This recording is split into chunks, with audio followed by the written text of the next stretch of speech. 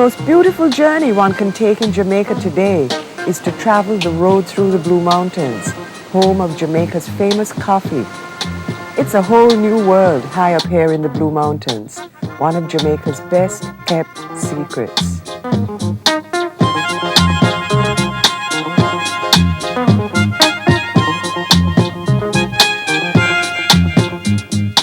Traveling the road was once a formidable journey, undertaken only by very sturdy vehicles due to its terrible condition and narrowness. But since August 2000, the environmental experience once reserved for only the hardiest travelers is now open to an ever-increasing number of tourists, Jamaican and foreign, thanks to a road renewal program financed jointly by the Jamaican government and the European Union. The road to the Blue Mountains begins in the university town of Papine at the northeastern corner of the capital city, Kingston.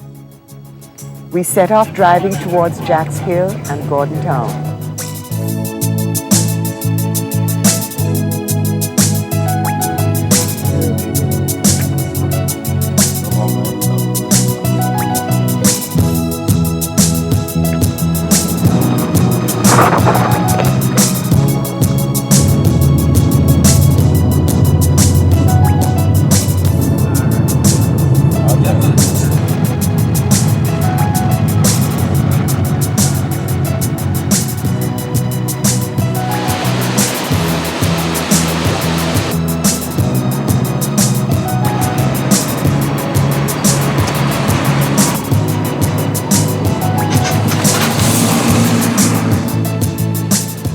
Crossed the Hope River at Blue Mountain Inn, one of the oldest and most famous coffee plantation houses in Jamaica. We follow the Hope River to Cooperage, where the wooden barrels in which coffee was shipped in the 18th century were built by Irish coopers who gave their name to Irishtown further up the road. 2 centuries ago, the many Blue Mountain farms exported more coffee than Brazil.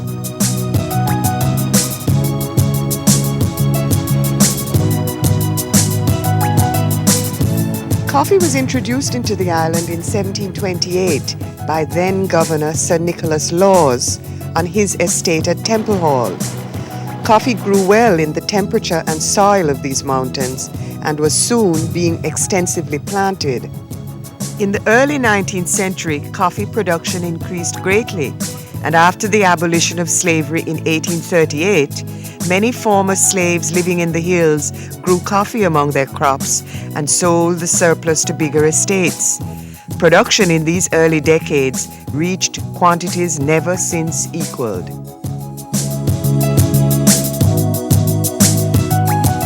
Due to the overcultivation of the steep slopes, the quality of coffee declined just when large quantities were being produced in Brazil. Profitability was lost, and the area declined economically and socially.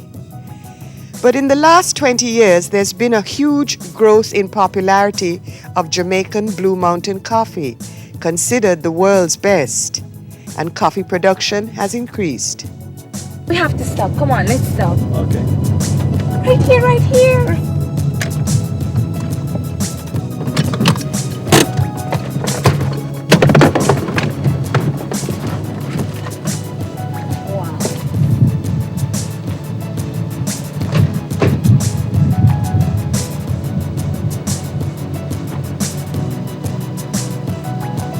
Look. New Kingston. That's there. Beverly Hills going up. That's the Mona Reservoir. Papine. Just look at it. That's what we Papine. Look at Kingston. Nice. Look up my house, right? You can see the house up from here, you know. The Blue Mountain Road winds its way over the island's highest mountain range, leaving Kingston far below and climbing into the clouds before dropping down through the river gorge into the picturesque parish of Portland at Buff Bay.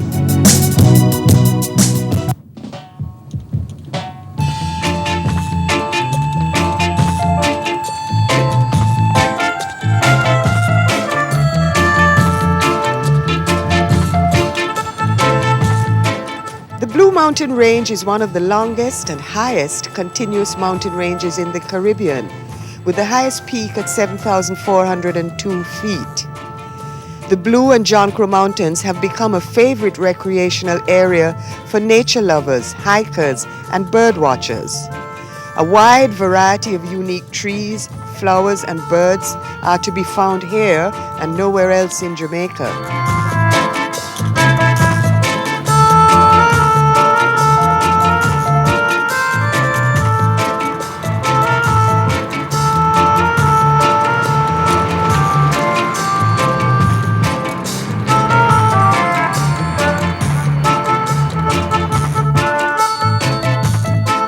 For many visitors to the Blue Mountains, the first stop is lunch at world-famous Strawberry Hill Hotel. Hello, good afternoon. Good afternoon. Welcome to Strawberry. Can I help? Yes, we're here for lunch. Okay, go straight ahead, sir. Thank you very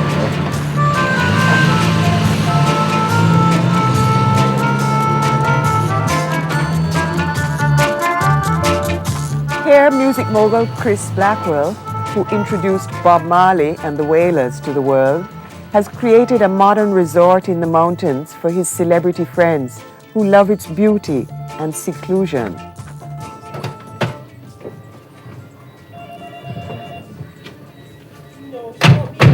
Hello, good afternoon. Welcome to Strawberry Hill. You're here for lunch? Yes. All right, nice meeting you. Could you please take that pathway and go straight up top? We'll follow the pathway and go up. Okay, thank you very All much. right, enjoy your lunch. Have a nice day.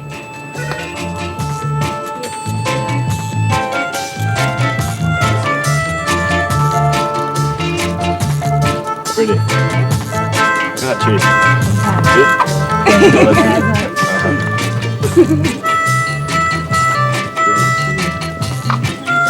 How you doing? Eric Dixon. Ozzy. We're here. Have lunch. Thank you.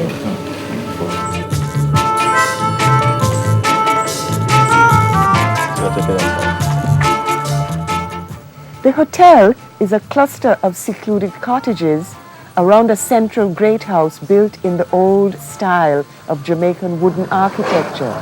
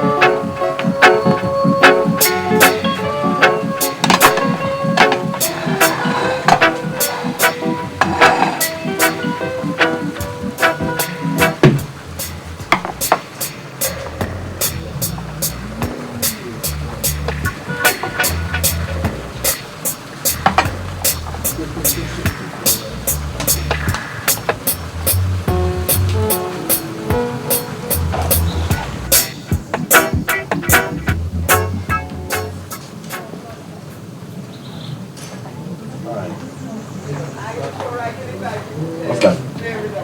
This is fish. Fish. Okay. Steam fish. Steam? Yeah. What? It's small enough. Sauce.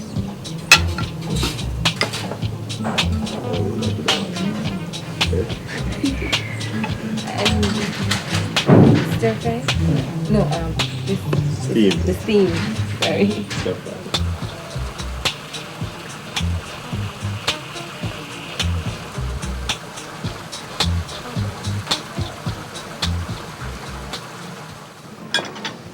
Hi, good afternoon to you. Hi. I'd like to introduce you to Ann Hodges, who is Strawberry Hill's architect. Oh, it's beautiful. Thank you. Hi. Nice work. Hello. Do you know all this? Yes, that's several years out of my life. Several years. So where you started studying? Well, I started studying when I was a child. It's true. I decided I was going to be an architecture when I was about 10, and I guess partly because my father was an architect. Also, I just like making things and doing things. But Really nice, you know? my architectural education I got in London at the Architectural Association. And at the time there was no architecture school in Jamaica, so everyone had to go abroad. But now we have a Caribbean School of Architecture at UTEC, which is a great step forward. So why do you build like this, with wood?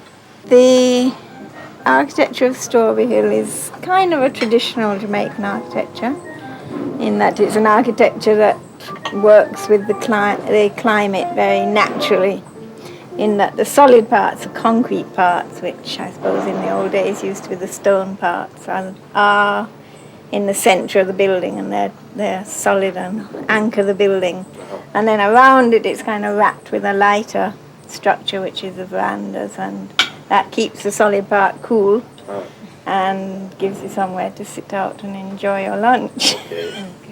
So, but also the building techniques we used were fairly traditional. You'll notice that the timber itself is pinned together with wooden pegs, so there are no nails in there to rust. And there's some modern technology like the twisted hurricane straps. But all the joints are mortise and tenon and all these kind of traditional carpentry joints, which had really kind of gone out of style, I guess.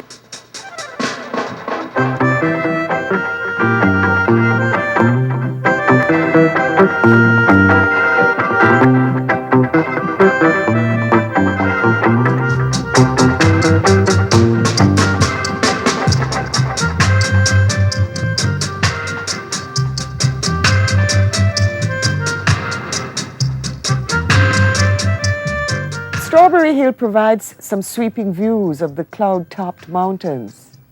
From here, we get our first good view of the Newcastle Army Camp.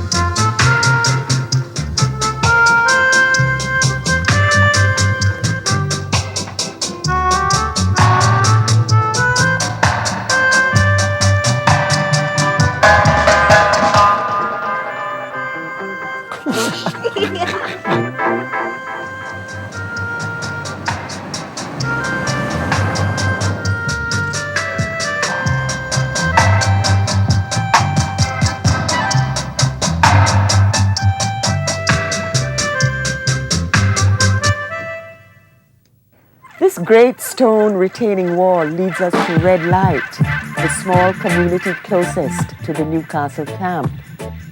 2 centuries ago, the village of Red Light lived up to its name, serving the British soldiers garrisoned at Newcastle to escape the yellow fever in mosquito-ridden Kingston.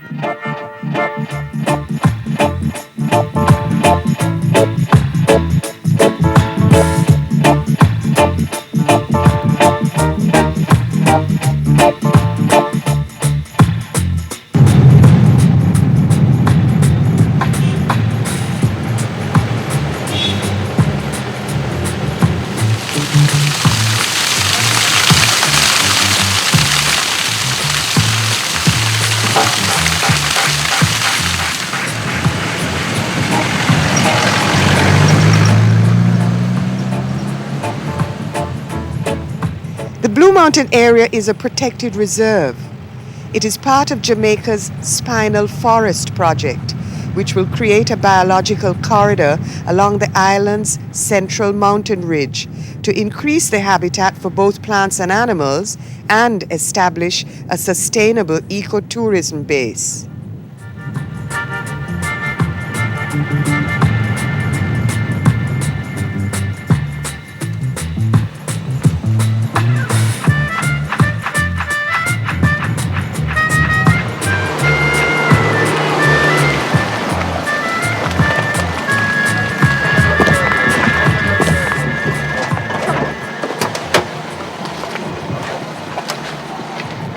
Hi, can we get some water?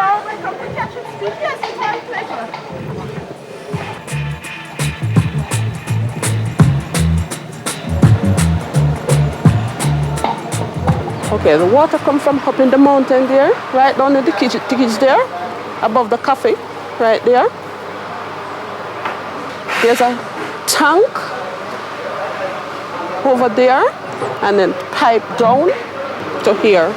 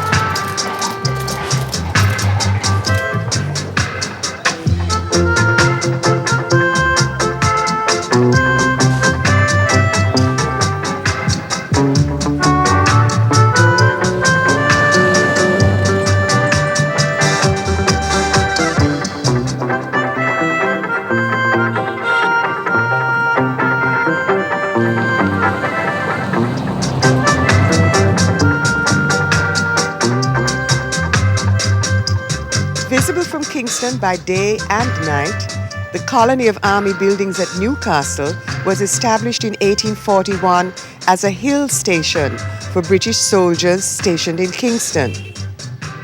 Newcastle has served the British Army and the West India Regiment until the Jamaica Defence Force came into being with the island's independence in 1962.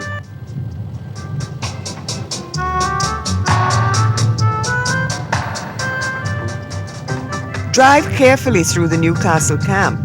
The road passes through the parade ground where new recruits go through their training.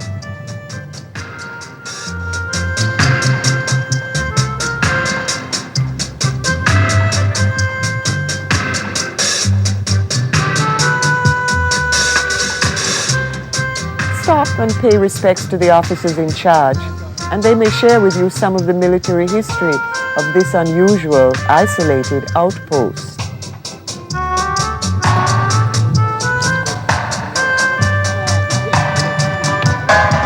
You may even be lucky to meet this officer. My name is Tiger.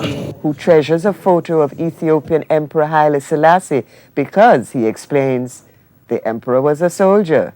It's great to have the emperor with us all the time. Left, right, left, right, left, right, left, right, left, right,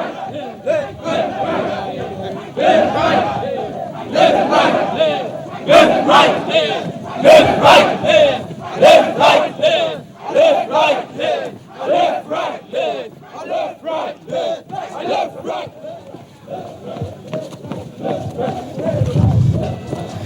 Catch up, you two. Catch up! Catch up! Run away, man! Run away, man!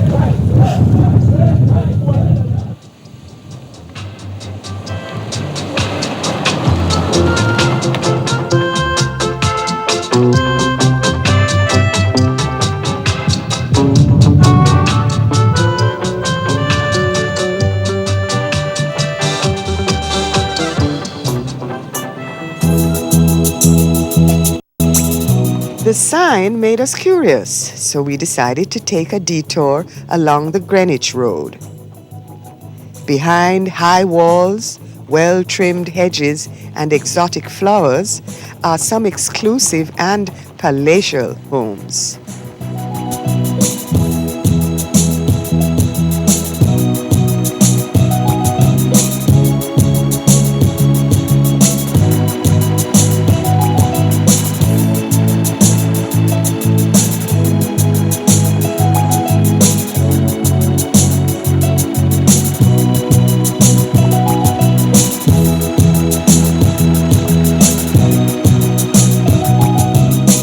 The road offers a wonderful and unusual view of the red-roofed houses of Newcastle.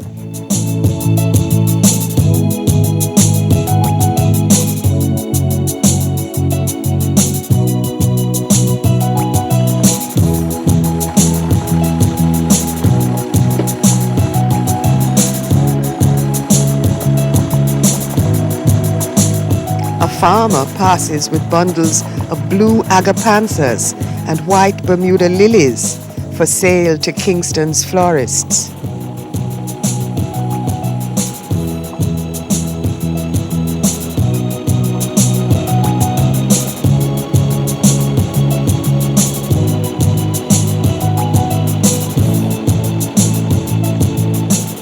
As we go further, we realize the road is really a private driveway, so we turn back along this beautiful garden avenue.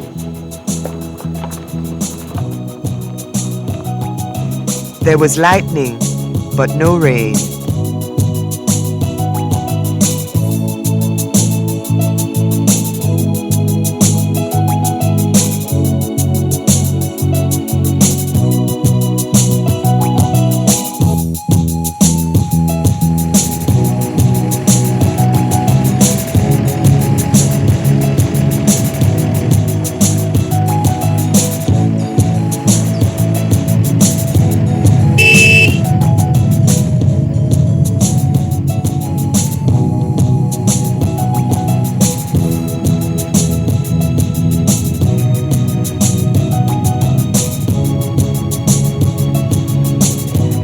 We're descending now down the less traveled part of the mountain. Some of these tree ferns are more than 100 years old.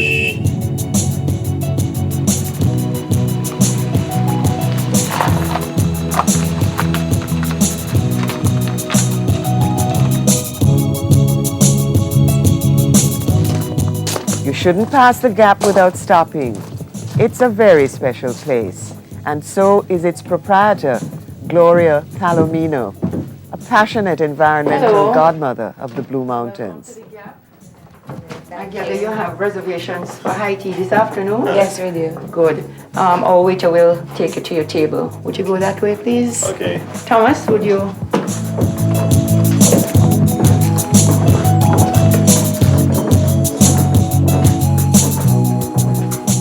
Tea at the Gap on Sundays is beloved by Kingston's diplomats and expatriates.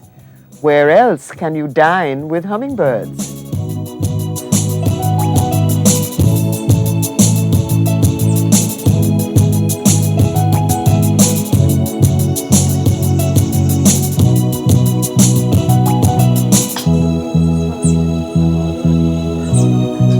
She's a good role model for us. She's very strict. Compared to the Gap. I realize this is one of her best business places.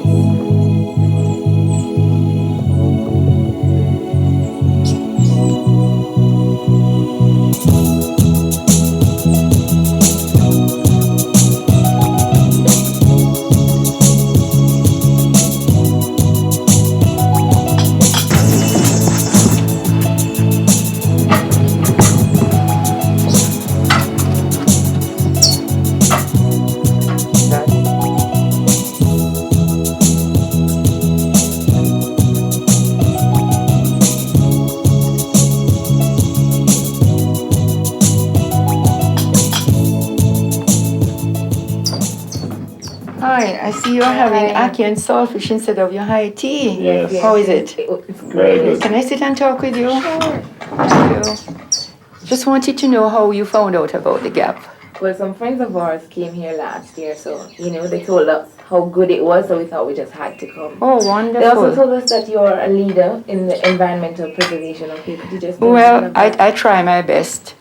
I've been very active with the Hollywell Conservation Trust, which I created to try and preserve the watershed from this area, because, you know, from this area, all the water that goes to Kingston and St. Andrew comes from the mountains.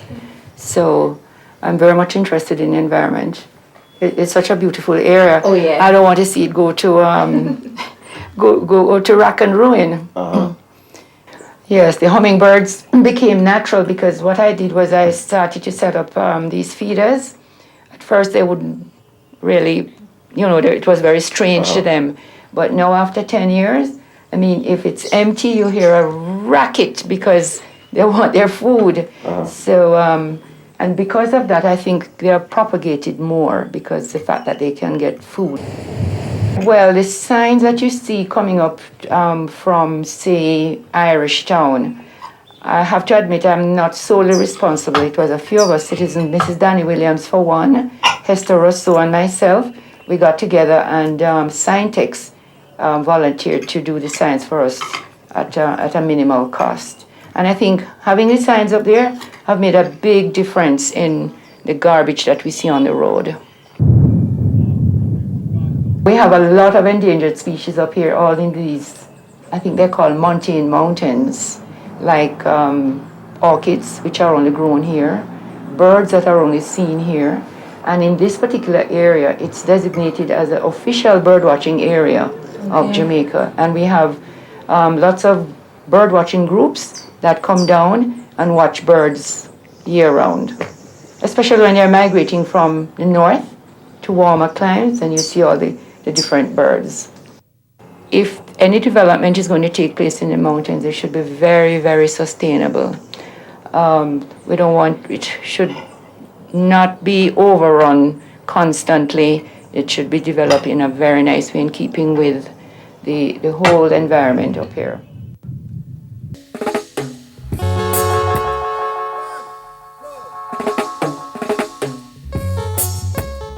Our next stop was Hollywell National Park.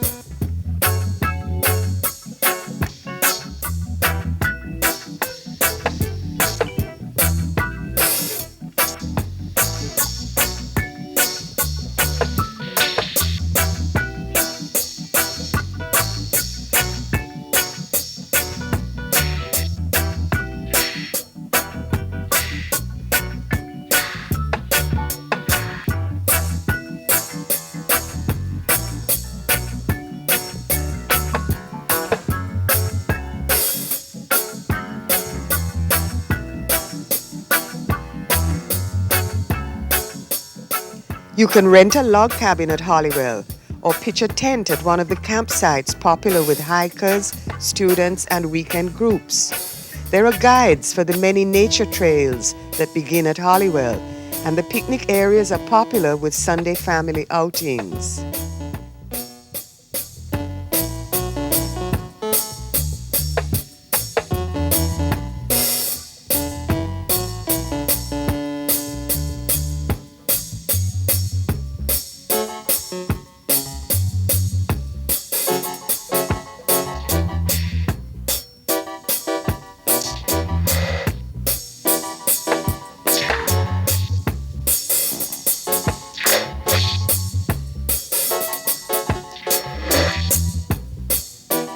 We'll spend the night at Starlight Chalet and wake early to see the sunrise.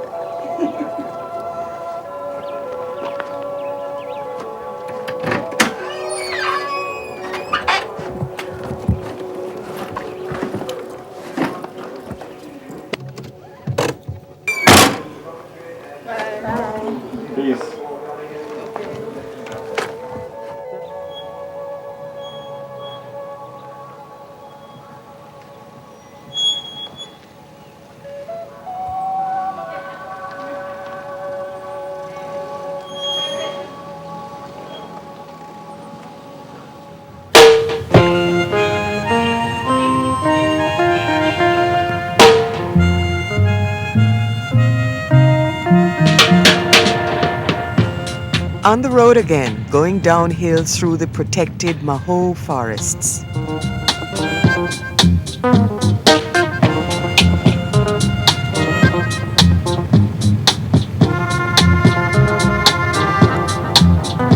Around a corner was this surprise.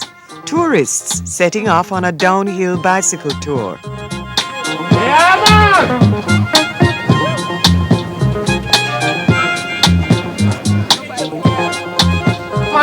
Irie!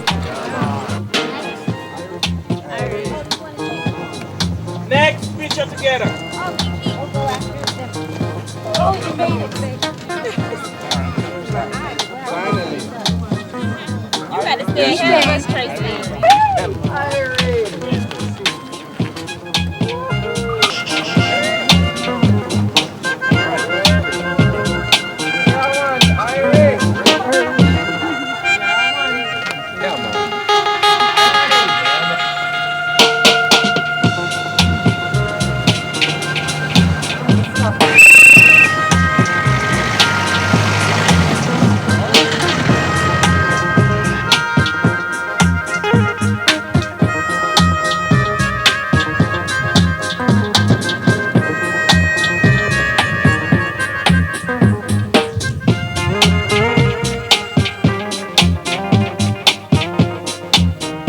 Stopped to meet Mr. Blue Mountain Coffee himself, Alex Twyman. So can you look at them? Yes, I will do.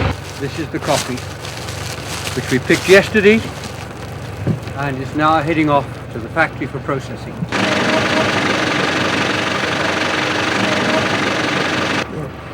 This is all the coffee, which is now going for processing.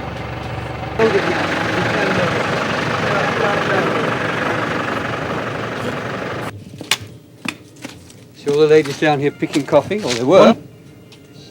And we only came up here to get away from Kingston. And for 20 years we used to just come up here at the weekends with our family as our getaway. One coffee plant has now developed to about 100,000. I've now retired from the construction industry for the last 6 years and devoted myself totally to what we're doing, because it's a big business with the export, because we roast it and we pack it here. And it goes all over the world.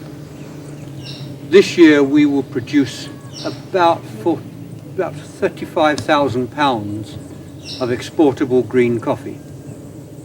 Now, what we would like to do is to eventually roast and pack all of that and export it as roasted coffee, no raw at all. Because there's no money in growing coffee. There's no money in the green coffee. Where the money is in the roasting and the packing, the added value, which is what we've got to do. They don't want us to roast it and pack it and keep the added value in Jamaica. What they want is to buy the raw coffee, like they do the raw pimento, the raw ginger, the raw cocoa, the raw sugar, and then process it over there and sell it expensive. I mean, what we've got to do in Jamaica is to keep the added value here in Jamaica. First of all, we make more money ourselves. Jamaica earns more foreign exchange. Then it means that nobody can tamper with our coffee, because the Coffee Board estimates that there's 15 times more Jamaica Blue Mountain coffee sold each year in the world than we grow. And that is because people blend it and add other coffees to it and still call it Blue Mountain coffee. Now, by doing it this way, they can't do that. And by also doing it this way, we can get it to the consumer cheaper. I don't think there's any place in the world where you've got such fabulous climate as Jamaica. I mean, within an hour you can be in Kingston. Within an hour you can be on the sea and the beach. Up here you can be in the most marvelous climate. And we went down this year to 47 Fahrenheit, which is, what, that's about 9 Celsius, which gets pretty cold in the winter. And we get about 150 inches of rain a year. But then, if you get fed up with it, you can go to Kingston. So, I don't know any other place in the world where you've got such a wonderful. So I just love the weather. So, and bluntly, I love the people. I love people. Look at them all.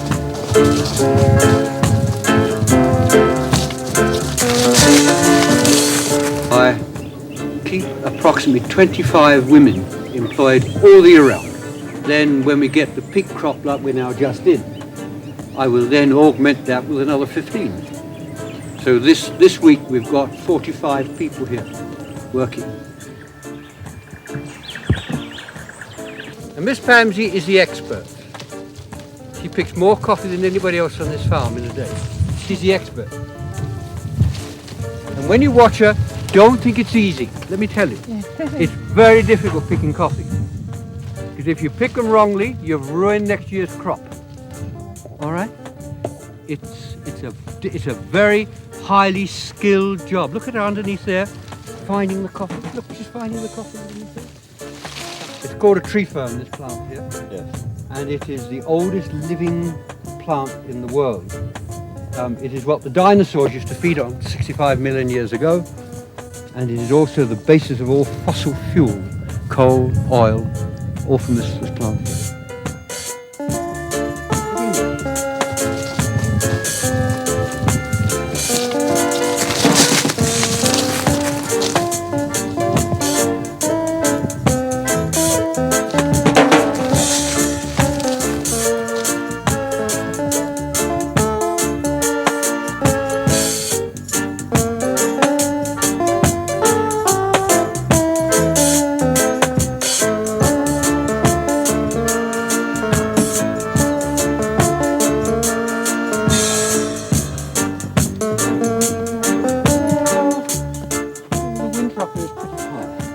Mortality rate is probably almost 50% of the young plants. Okay. If you've got a plant like that, and the wind comes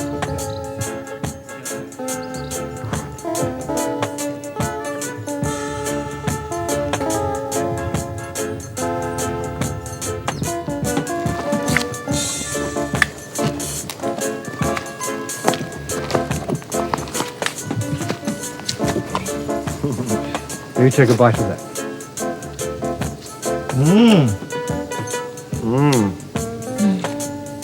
Do you like it? Very good.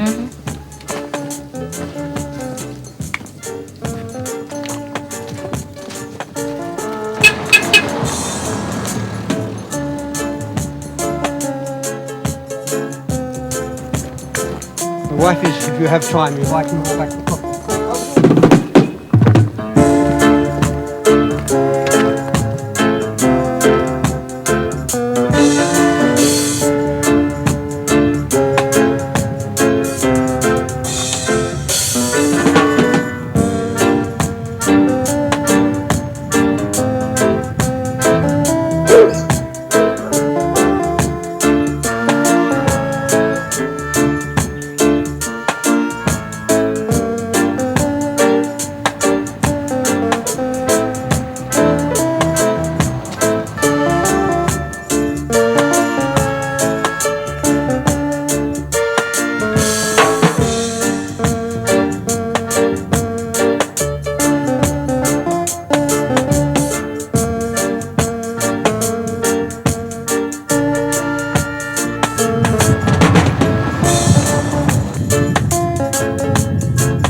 This looked like an interesting place to stop, and it was.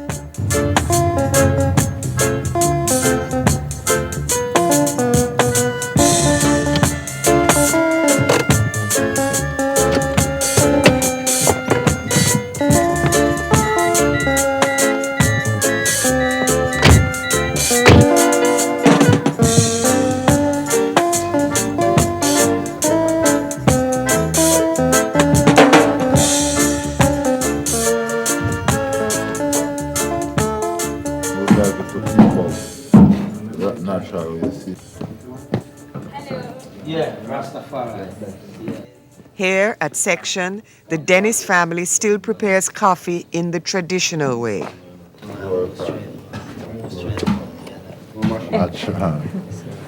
Respect it. Aye, Rastafari.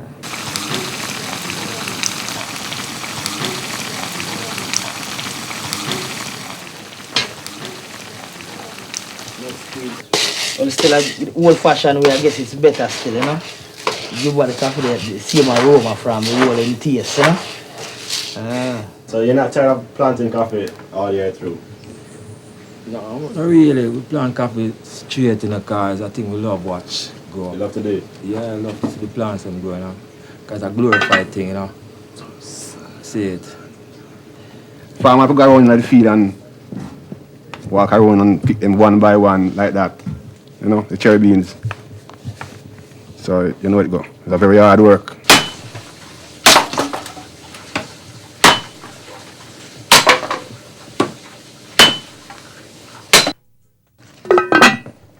I still don't know, so Dennis the man, the original still, you know. Yeah. The man that is still bona fide, you know. Yeah. Coming from his father, set speed.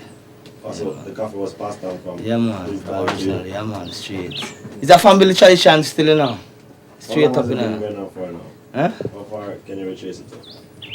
The tradition being passed down from one generation to the next.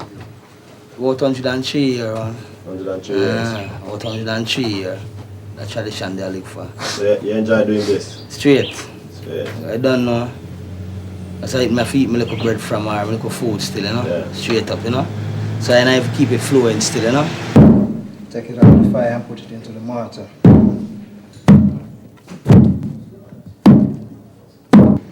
And after I pound it up, take it into the purchasing shop, put it into some bag. These are the green ones. You know, they pick those off the tree. Those are the green ones, those are the bad ones, right? This one are the red one. Take the red one and show them. Yeah, those are harvesting now. You pluck it out, squeeze it. Yeah. If you taste it, it's also sweet. They also use the skin for making Tia Maria. They put it into the sun.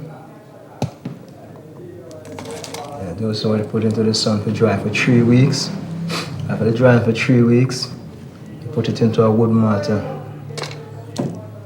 Take the trash off to that stage. Then from that stage, you can put that down. Yeah, then we use a Dutch pot. We call it a dodgy. We roast that for an hour or 45 minutes it takes to roast. So if you need to purchase coffee, use a 1 pound bag of Crown, pure Blue Mountain coffee. You're up to that, Alright.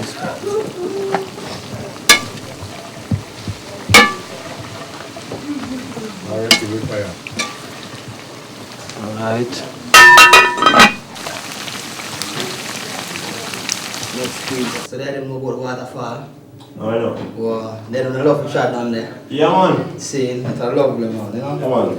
Yeah, because it's a nice scene that people like to see, you know, and enough people like to take a jump. Okay. That's Maybe good, you know? Maybe you like a jump too, as well, you know? Sure. Yeah, man. How far it is? 8 miles down still. 8 miles? Yeah, man. Positive Cool, man. vibes, Let's you go know? down there. Yes, sir.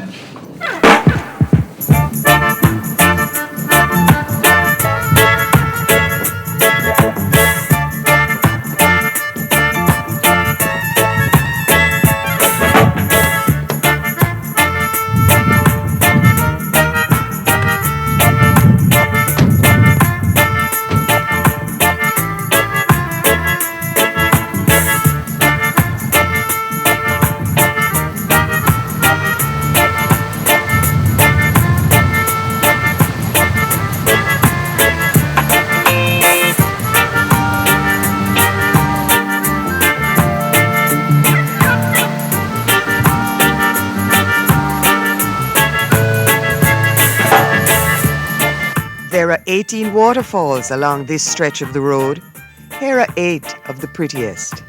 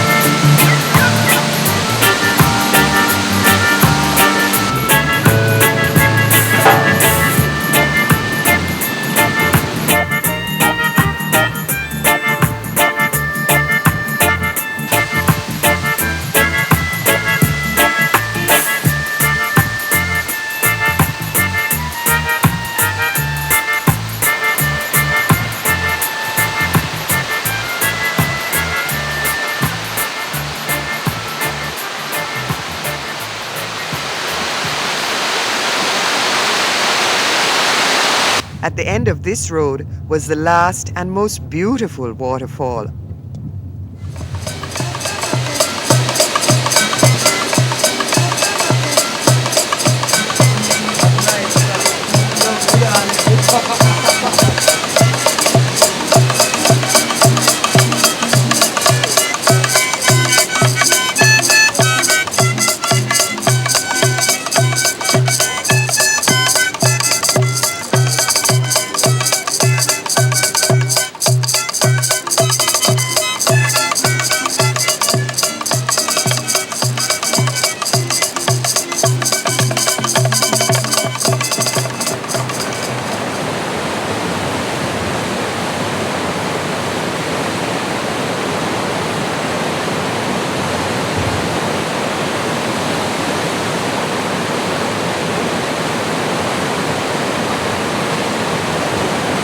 I guess the water's supposed to cool and nice, you know? Yeah. Just like intensive for the eye, them, you know?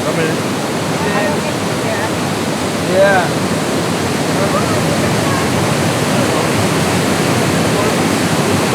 Oh, yes.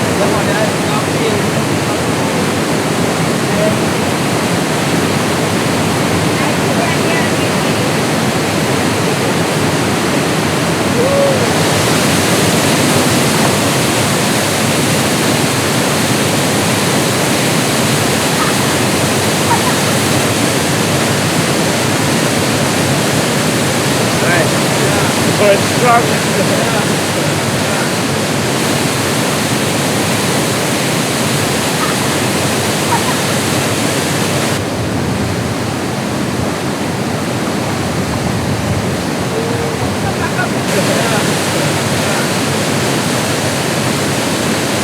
You can't go no further.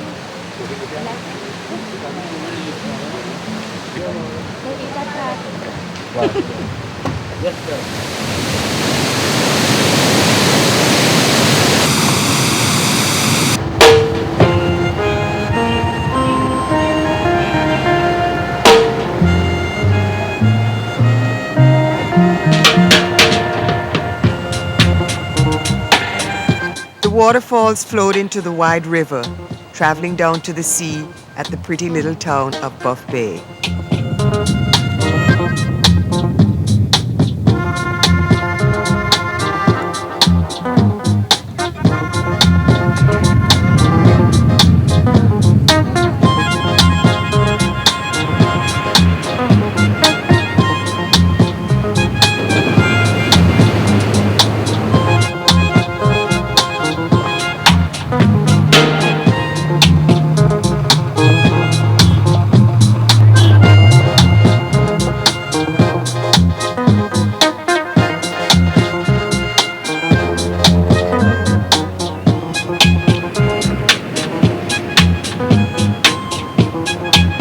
Such a pity that all good things must come to an end, but at least we have this record of the beautiful sights we saw and the interesting people we met on the road through the Blue Mountains of Jamaica.